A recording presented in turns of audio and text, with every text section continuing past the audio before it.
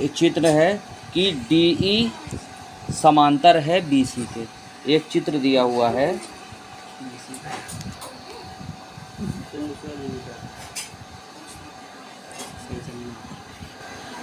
ये चित्र दिया हुआ है, कह रहा है DE समांतर है BC के। ये A हो गया, ये B हो गया, ये C हो गया।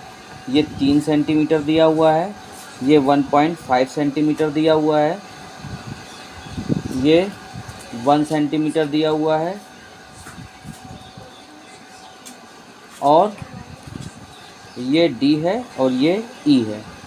कह रहा है कि सिद्ध करो कि मतलब बताइए कि अगर ये DE समांतर BC हो तो E की और AD की माप ज्ञात करिए। ठीक है, अब देखिए त्रिभुज ABC में, त्रिभुज ABC में क्या दिया हुआ है, DE समांतर है BC के।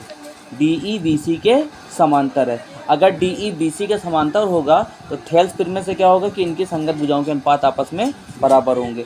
तो यानी कि जब ये है, चूँकि DE समांतर BC है इसलिए AD बटे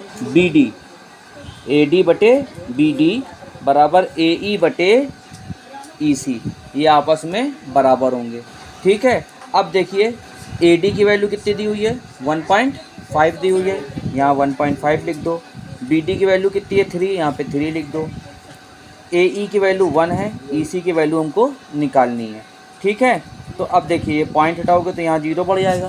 15 1 15, 15 दूनी 30, 1/2 बराबर 1/EC, तो EC बराबर कितना हो जाएगा, 2 सेंटीमीटर। और यही हमको निकालना था कि EC बराबर 2 सेंटीमीटर, EC बराबर 2 सेंटीमीटर।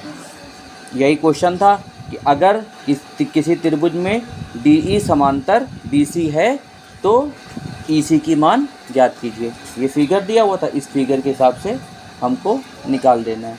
अब देखिए इसका सेकंड पार्ट देखिए। इस सेकंड पार्ट में भी ये एक ट्रायंगल है और ट्रायंगल में ये आपका DE है। DE,